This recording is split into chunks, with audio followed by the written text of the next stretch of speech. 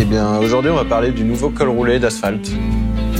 Donc, pour parler en 30 secondes du col roulé, on a travaillé sur un col pour faire en sorte qu'il soit hyper agréable au porté, donc ni trop serré, ni trop lâche, avec en gros un fil de plus que dans le reste du corps. Le corps, lui, est tricoté en point Milano, donc c'est un point qui est hyper solide. Les bords-côtes sont en côte une à une, ce qui leur assure la même élasticité demandée pour le col.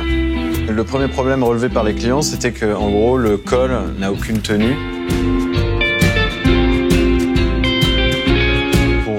Remédier à ça, nous, ce qu'on a fait, c'est qu'on a resserré la côte une à une du col et on a rajouté un fil surtout par rapport au reste de la pièce. Et ainsi, on est sûr d'avoir un col qui est dense, élastique, pas trop, pour pas que ça serre trop le cou et que ça étouffe. Pour nous, c'est pas possible un pull quand tu l'enfiles où t'as l'impression que tu vas craquer l'encolure et surtout quand tu sens que ici t'es pris parce que très vite ça donne des coups de chaleur, etc. Donc ça, on préfère éviter.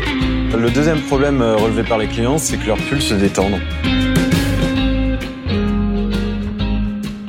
Pour régler le problème du pull qui se détend, on a utilisé un point Milano sur la pièce. C'est un point de tricotage qui est très dense, très serré, qui a de l'élasticité. Le troisième problème relevé par les clients, c'est que leur pull bouloche.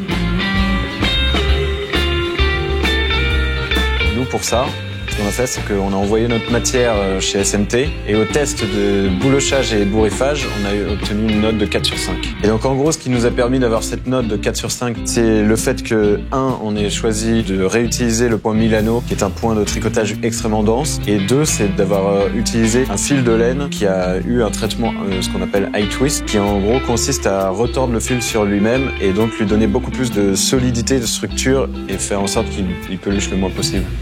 Le quatrième problème relevé par les clients, c'est qu'en gros, leur pull gratte. Donc ça, généralement, le problème vient de la laine.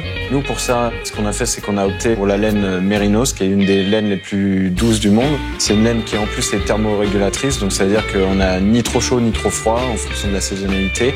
Alors, ce pull se lave parce que la laine qu'on a choisie chez Tolegno, notre fournisseur de laine, a cette référence qui s'appelle 4.0, qui en fait est traitée pour passer à la machine à 30 degrés. On est absolument sur une révolution.